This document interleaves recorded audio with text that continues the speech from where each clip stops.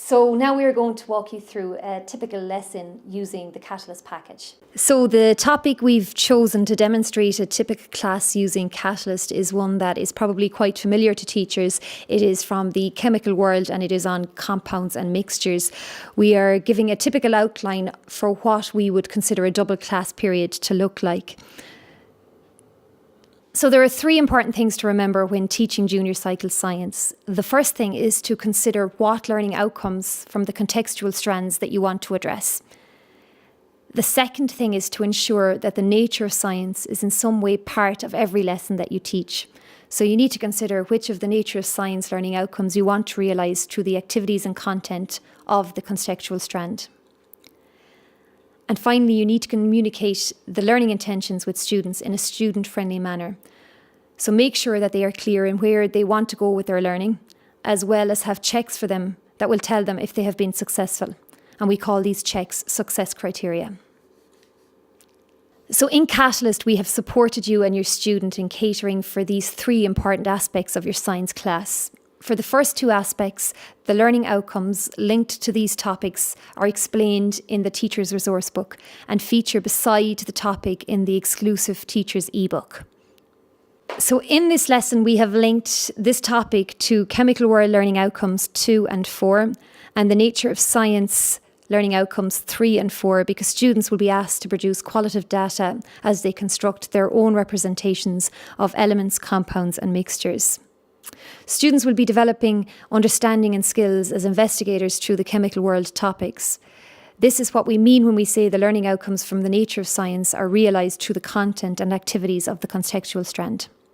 So at the start of every topic, we have unpacked the learning outcomes into learning intentions. So the learning intentions for this topic are that students will be able to distinguish between pure and impure substances, and investigate the differences between elements, compounds and mixtures using models. So these learning intentions are a guide. It is also up to you, the teacher, to decide how and when to communicate the intended learning with the students. This could be done at the start of the class by writing the learning intentions on the board. They could be read from the book, or you might decide to raise them during the lesson. This is your decision based on your own personal style. The important thing is that the student is clear where you want them to go with their learning. Next, you might want to consider sharing success criteria with the students. These are linked to the learning intentions and they describe what success looks like. An example of success criteria for this lesson could include: I am looking for you to be able to explain why elements and compounds are pure substances and mixtures are impure substances. I also want you to be able to produce a model of an element, compound and mixture using Lego blocks. When students know what success in their learning looks like, they are more likely to take ownership of their learning. So after having shared your learning intentions with your students and after a discussion about success criteria, you're ready to start the lesson. So you, the teacher, might decide to use Lego blocks to explain that an atom is the smallest part of a substance and that it is really the building block of all matter. Then you can move on to describe an element as having all of the same types of atoms. Maybe get the students to separate the blocks out in front of them into all the types of blocks that they have. Once students are familiar with what an element looks like, explain that a compound is formed when two or more elements are chemically bonded together. Once students are familiar with compounds, you can discuss that a mixture is formed when two or more substances are physically combined. And then you can discuss the idea of pure and impure substances, which will link back to the learning intention that you shared with them at the start. To assess students' learning, go to the Using Models activity in the student's textbook and set them the first 4 tasks where they have to use building blocks to create models to represent an element containing 5 atoms, a mixture of 3 different elements, a compound made of 2 different elements, and a compound made of 3 different elements.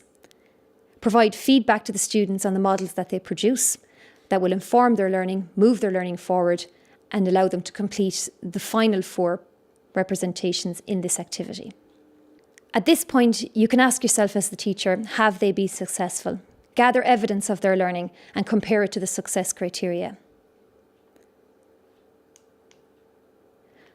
To further check their understanding, set students the following questions at the end of their chapter. So questions 1A and B, and question 2, A to D. So next, you could direct students to the Think Big question and get them to discuss their answers in pairs. Ask students, if chlorine is a poisonous gas, why can we put sodium chloride or table salt on our food? This could lead into a class discussion on the properties of elements when they're in compounds. At this point in the lesson, you have a choice. You can decide to use one of the suggested extensions in the teacher's resource book, where you look at the properties of iron in a mixture of iron and sulphur, or in the compound iron sulfide. Alternatively, you can go straight and revisit the learning intentions at this point to see if students can distinguish between pure and impure substances, and if they can produce models of elements, compounds and mixtures using Lego blocks. You may also have time at the end of this class to direct students to the activity, how do impurities affect the physical properties of substances? So students can work in pairs to plan and design an investigation to find out the effect different salts have on the rate at which ice cubes melt. As you can see, the Catalyst package helps you unpack the learning outcomes into student-friendly learning intentions that can be realised in a single or double lesson.